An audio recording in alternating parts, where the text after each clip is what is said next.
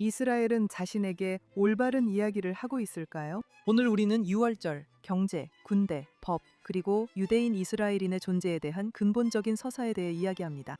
저는 일라나 마젤 디아만트, 이스라엘 법과 자유 포럼의 전무이사이고 여기는 기본법입니다.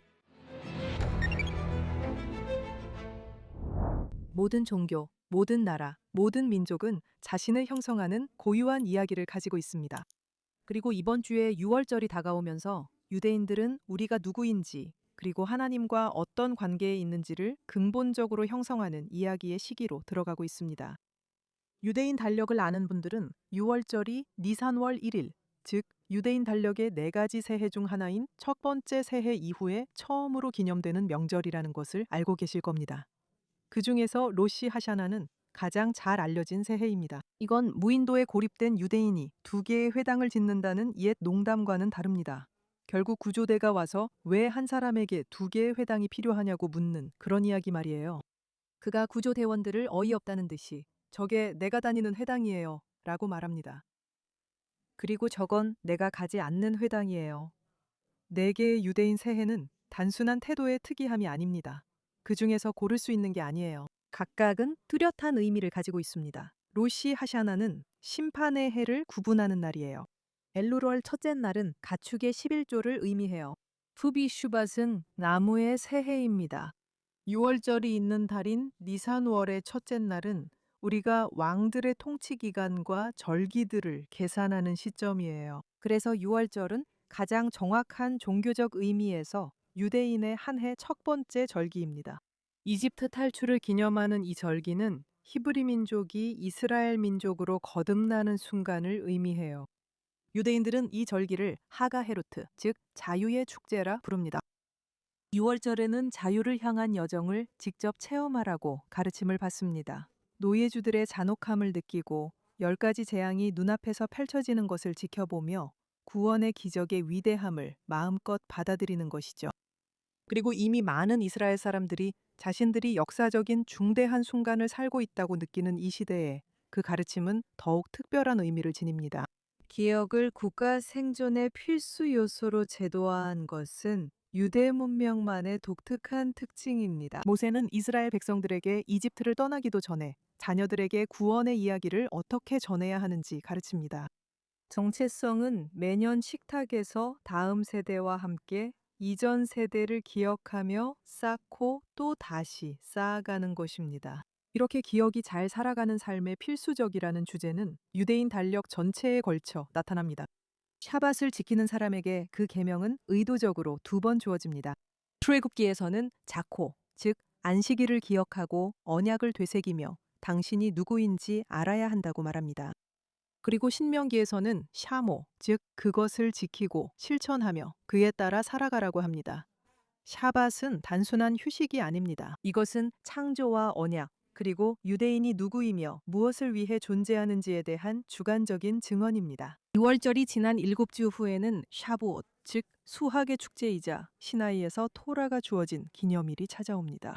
만약 6월절이 한 민족이 개념적으로 독립되고 자유로운 존재로 탄생한 것이라면 샤부옷은 그 헌법, 즉 우리가 그 지위를 유지할 수 있게 해주는 원칙들의 집합입니다. 그리고 유대인의 봄을 대표하는 이 2 위대한 축제 사이에 이스라엘은 20세기 유대인의 모든 경험을 한 달에 압축한 연속적인 기념일들을 더해 놓았습니다. 요마슈아, 파괴의 슬픔, 요마즈카론, 추모의 날, 희생의 슬픔, 그리고 요마츠마우트, 우리의 독립기념일, 모든 이성적인 예책을 거슬러 우리가 여기 있다는 축하의 날. 이것은 아마도 전 세계 어떤 국가의 달력에서도 가장 특별한 연속된 기념일이라고 할 수 있습니다. 이것은 우리의 법에 내재되어 있으며 현대 이스라엘 국가도 이야기 위에 세워졌습니다. 국가가 존재하기 전에도 이야기와 소설, 시는 유대인 민족 생활 재건의 핵심적인 부분이었습니다. 헤르츠문 1902년 알트노이란트 예세당을 출간했습니다. 헤르츠문 1902년 알트노이란트를 출간했습니다. 이 소설은 팔레스타인을 평등한 기술 이상향으로 바꾸는 유토피아 소설로 주요 부분이 실제 실현되었습니다. 그리고 여기에서 시오니스트들에게 가장 잘 알려진 표어 중 하나인 임티르추 앤 조가다가 나옵니다. 당신이 원한다면 그것은 꿈이 아닙니다. 수정주의 시오니스트 지도자 제브 자보틴스키는 언론인이자 시인이며 웅변가이자 소설가이기도 했는데 그는 키시네프 포그롬 이후에 쓰인 나흐만 비알리크의 시 학살의 도시에서를 번역했습니다. 자보틴스키는 이 시가 국가 수립 이전에 있었던 유대인 자위 운동의 탄생에 기여했다고 평가했습니다. 이것은 우리가 누구이고 앞으로 무엇이 될지에 대한 이야기가 현실보다 먼저 존재한 두 예일 뿐입니다. 우리를 한 민족으로 지켜주고 주권 국가로 회복시켜준 것은 성경 속 이야기들만이 아닙니다. 우리는 고대 신화에 깊이를 더했습니다. 이 모든 것들이 함께 우리의 미래의 열쇠입니다. 그리고 이것이 제가 말씀드리고자 하는 핵심입니다. 보시다시피 이스라엘 공공생활에서 이야기와 실제 행태가 서로 어긋나고 있습니다. 여기서 책임을 따지려는 것이 아니라 오히려 역효과가 날 수 있습니다. 그러나 우리의 행동과 정책, 제도 운영을 우리가 믿는 이야기들과 다시 일치시켜야 합니다. 경제를 예로 들어봅시다. 이스라엘의 혁신 이야기는 정말 놀랍습니다. 하이테크 산업은 이제 이스라엘 GDP의 약 18%를 차지하고 이스라엘 전체 수출의 거의 절반에 해당합니다. 웨이즈, ICQ, 체크포인트, 모빌아이, 아이언돔, 인공지능, 그리고 미국, 캐나다, 중국을 제외한 어떤 나라보다도 많은 나스닥 상장 기업들까지 전체 노동력의 약 11%가 전체 소득세의 25%를 창출하고 있습니다. 이것은 진정한 기적이며 받는 모든 찬사를 받을 자격이 있습니다. 하지만 스타트업 네이션의 이야기는 이스라엘 노동자의 약 10%에만 해당됩니다. 나머지 사람들에게는 상황이 다릅니다. 이스라엘은 점점 더 이중 경제로 묘사되고 있습니다. 세계적으로 경쟁력 있는 수출 부문이 광범위한 저생산성 분야와 공존하고 있습니다. 과도한 규제와 관료주의적 침체로 인해 경제의 다른 분야에서는 심각한 침체가 일어나고 있습니다. 창의성과 자립심에 기반에 세워진 국가의 이야기는 보호받는 복점, 규제의 병목 현상, 그리고 해마다 주택 위기를 초래하는 건설 부문과 어색하게 공존하고 있습니다. 우리는 그 이야기를 잘 알고 있습니다. 우리는 우리의 놀라운 역량을 잘 알고 있습니다. 문제는 우리의 현실을 우리가 소중하게 여기는 자기 이미지와 일치하도록 그 역량을 재조정하는 것입니다. 다음은 안보 구상입니다. 하콘셉시아. 이 단어는 교리와 세계관, 그리고 편안한 환상 사이의 무언가를 의미합니다. 작고 스마트한 군대라는 슬로건 아래 이스라엘은 지상군의 규모를 줄이고 탄약 비축량을 감소시켰으며 강력하고 잘 훈련된 병력을 유지하는 대신 기술과 정보에 대한 의존도를 높였습니다. 이스라엘은 더 이상 최전선 국가가 아니라 옛 실존적 문제를 극복한 기술에 능한 지중해 사회라고 스스로에게 말해왔습니다.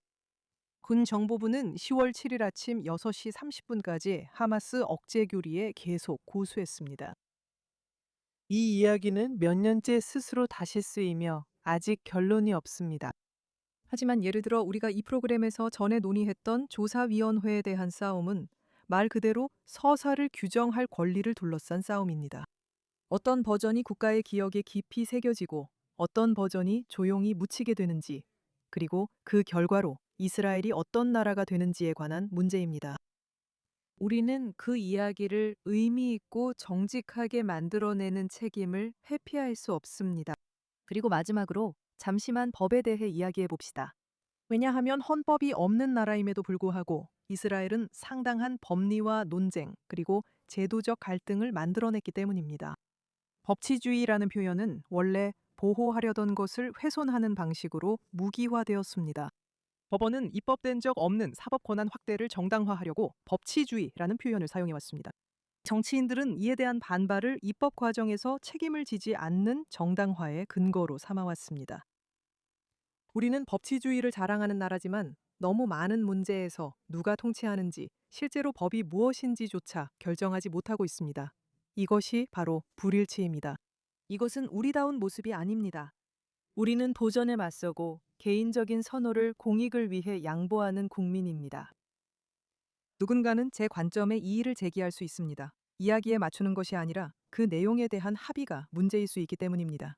유대인적 가치와 민주주의적 가치는 양립할 수 있을까요? 아니면 충돌할까요? 우리는 헌법이 없는 상황에서 규범을 보호하기 위해 강력한 법원이 필요할까요? 아니면 대의민주주의에 의존해야 할까요? 네, 헌법이 있든 없든요. 이 질문들은 매우 중요하며 저는 결코 가볍게 여기지 않습니다. 제 경력은 이런 문제 논의에 헌신해 왔습니다. 하지만 지금은 그런 논쟁들은 다음 에피소드로 미루고 싶어요. 그리고 우리가 선으로 그리고 지적으로 정직하게 이런 논쟁을 한다면 건강한 합의에 도달하거나 최소한 앞으로 나아갈 방법을 찾을 수 있을 거라고 확신해요. 오늘 중요한 것은 이것이에요. 우리는 신의 법, 랍비의 법, 공동체의 법과 오랜 시간 씨름해온 민족이지만 시민국가를 세운 역사는 매우 짧아요. 그러니까 우리는 그 과정을 이제 막 시작한 것이지 끝나가는 게 아니에요. 이 혼란스러움은 아직 해야 할 일이 얼마나 많은지를 보여주는 신호예요. 그리고 그 조율이 바로 우리의 과제예요.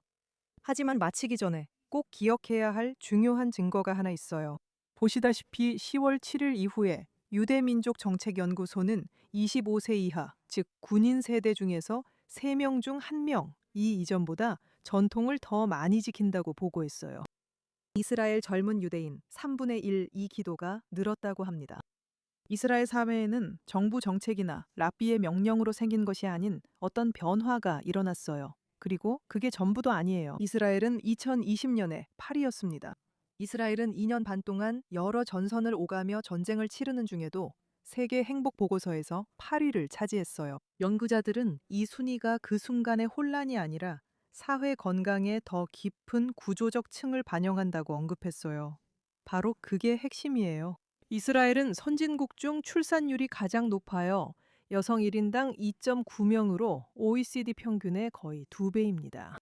위기에 처한 사회가 여전히 그 정도의 출산율을 선택한다는 것은 미래에 대한 신뢰를 표현하는 거예요.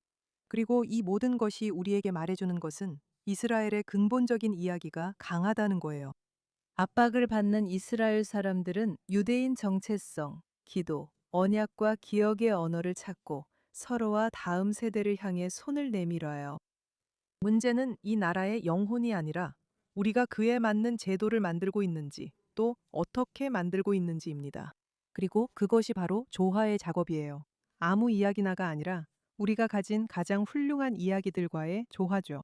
우리가 가장 훌륭할 때 어떤 존재인지, 그리고 우리가 얼마나 위대한 잠재력을 지니고 있는지에 대한 이야기들이에요. 우리는 그런 이야기들을 받아들이고 우리가 통치하는 방식, 우리가 건설하는 방식, 우리가 논쟁하는 방식, 그리고 서로를 대하는 방식에서 그 이야기들에 부합하는 행동을 해야 할 의무가 있어요. 특히 지금 유대인과 이스라엘 달력 모두에서 이 시기에 이번 달에 우리를 기다리고 있는 모든 기념과 축하 속에서 우리는 그것을 기억하고 진지하게 받아들여야 한다는 것을 다시 떠올릴 수 있어요. 이 나라를 안전, 번영, 그리고 결속으로 이끌기 위해 필요한 사람들과 아이디어를 어떻게 키워낼 것인가 하는 그 과제는 이스라엘 법과 자유포럼과 우리가 있는 K루트 센터의 정체성을 규정하는 중요한 문제예요. 더 넓게 보면 이것은 우리 세대의 과제이기도 해요. 우리 세대가 이 나라를 세우기 위해 하는 일은 그들이 군복을 입고 수행했던 임무만큼이나 중요할 거예요. 이 점에서 지난 2년 반 동안 수없이 부름에 응답해준 예비군들에게 정말 큰 감사를 표하고 싶어요. 이 전쟁의 대가를 가장 개인적인 방식으로 감당하고 계십니다. 법대생과 젊은 변호사들 사이에서도 이제는 그 숫자를 세지 않아요. 10월 7일 이후로 예비군 복무 일수가 총 5만 일을 넘었고 개인별로는 150일에서 800일이 넘는 경우도 있습니다. 우리 민족의 이야기가 그들에게 그것을 요구했기 때문에 그들은 자신의 경력과 학업, 가족과의 삶까지 거듭 뒤로 미뤄야 했어요.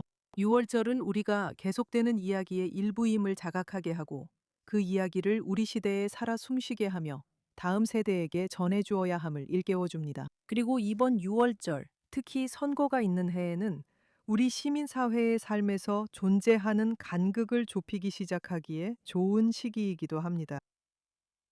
우리가 원한다면 그것은 꿈이 아닙니다.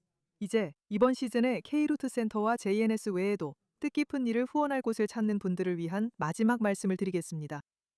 제가 가장 좋아하는 두 곳은 아쇼마라 하다슈로. 이 단체는 이스라엘의 농부들과 최전선의 농업 공동체를 지원하며 현재 이스라엘의 전략적 농지에 꼭 필요한 대피소 건설을 위한 모금 캠페인을 진행하고 있습니다.